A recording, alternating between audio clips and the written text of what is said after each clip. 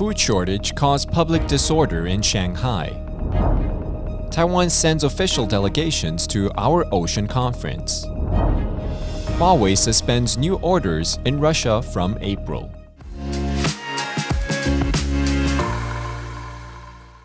Hello, I'm Johnny. Thank you for joining us on FUNDAY News. It's April 12th, and here are your top stories. A video circulating on Twitter showed hungry people ransacking a supermarket in Zhouting area of Songjiang. Although media couldn't independently verify the authenticity of the clip, the Daily Mail said after being confined to their homes for 22 days, panic-buying Shanghai residents turned into looting at supply points as residents fight for food. Locals were also seen to have broken down the COVID barriers, which stopped them from crossing the street.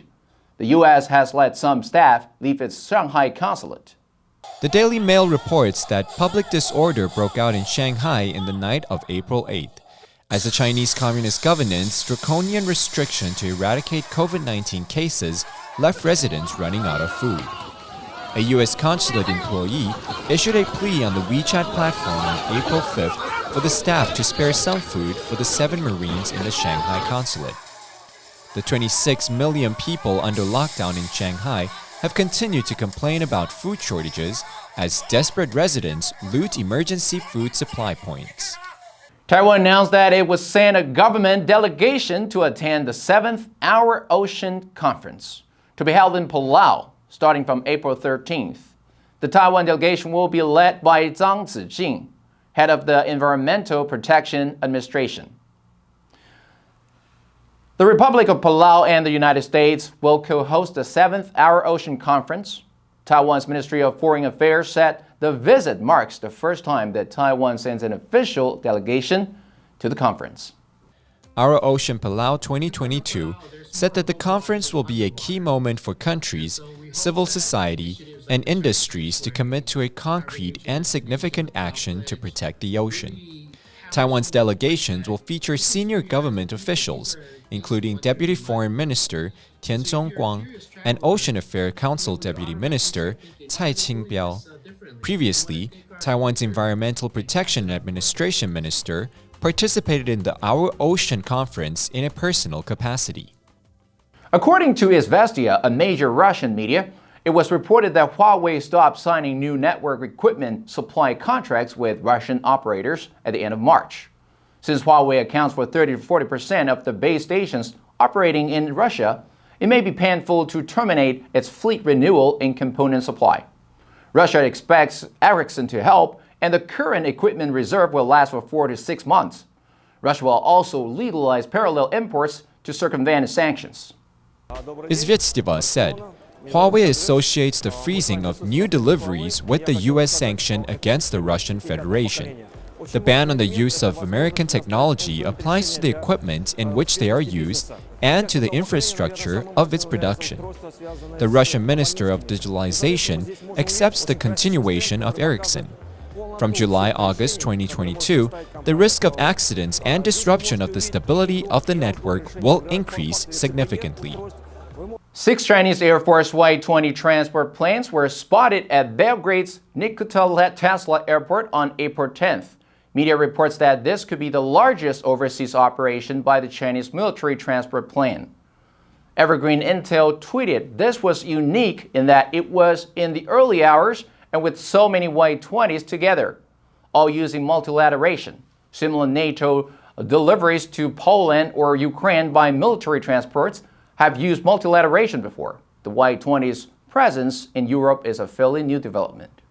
Chinese Forces YT channel said the 6 Y-20s stopped at Istanbul, Bulgaria, and then landed in Botanica Air Base, Serbia. Before headed back to China, they refueled at Belgrade.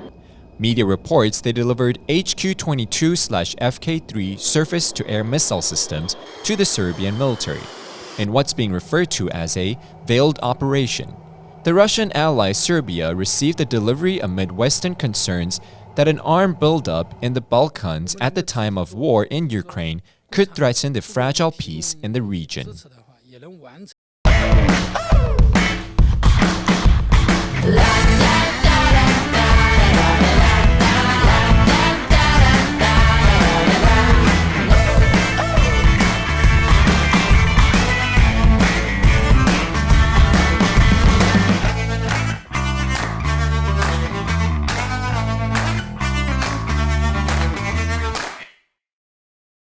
According to the famous Indian independent news outlet Wyann's exclusive report, the Deputy Speaker of the Tibetan Parliament in exile, Mrs. Doma Tsering-Takan, has met over 30 Indian parliamentarians and Taiwan's ambassador to India in a high-level engagement starting April 4th.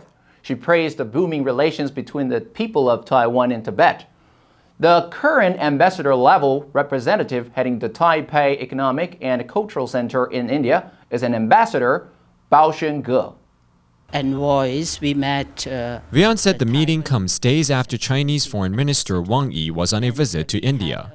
In the meeting with the Taiwan envoy, the Deputy Speaker said, "We had a great exchange of views on how best we have the exchange of students, how best we can make the Taiwanese people interact with the Tibetan people so that the people-to-people relation is built and friendship is flourished."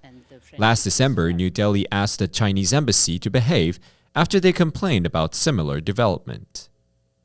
The Moscow Times reports Russia was shutting down the local offices of Human Rights Watch and Amnesty International on April 8th that has been working in Russia for the past 30 years. The Russian Justice Ministry said in a statement that 15 organizations have been taken off Russia's registry of international organizations and foreign NGOs due to violations of the current legislation of the Russian Federation. The announcement came after Russia attacked a railway station and killed scores of people, including children. It's completely outrageous that Rachel Denbar, Deputy Director of the Europe and Central Asia Division at Human Rights Watch, said there was little doubt the move was in response to the organization's reporting on Russia's offensive in Ukraine. Agnes Calamard, Secretary General of Amnesty International, said in a statement, "We will redouble our efforts to expose Russia's aggression human rights violation both at home and abroad." She said in a statement that you must be doing something right if the Kremlin tries to shut you up. Austrian Chancellor Karl Nehammer held face-to-face talks with Russian President Vladimir Putin on April 11th, but reported that he had no optimistic outlook on the Russian offensive in the east of Ukraine. Obviously, a brutal attack is being prepared for offensively. However, the Istanbul trial is currently the only format where Russians speak directly with Ukrainians. The Austrian Chancellor is the first European leader to talk with Putin in person since Moscow invaded Ukraine. Russian media in Vistava said the two leaders talked for 72 minutes. The Austrian Chancellor told Putin about the Ukrainian President Zelensky looking for a personal conversation. Austrian news agency APA reports that there was no reaction from Putin to this message. But Nehammer found that the Russian president is apparently hoping to continue any dialogue about the stalled negotiations in Turkey. And Putin had said that he hoped that it would end soon. And that's all the time we have for today. Thank you for joining us on FUNDAY News. Let's make every day a fun day. I'm Johnny, your host. I'll see you next time.